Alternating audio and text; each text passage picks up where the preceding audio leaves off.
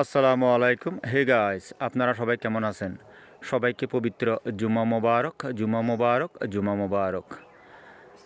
কুলিয়া আইয়ুহাল কাফিরুন লা আবুদু মা তাবুদুন ওয়ালা আনতুম আবিদুনা মা'বুদ ওয়ালা আনা আবিদুম মা বাদতুম ওয়ালা আনতুম আবিদুনা মা আবুদ লাকুম দীনুকুম ওয়ালিয়া দীন।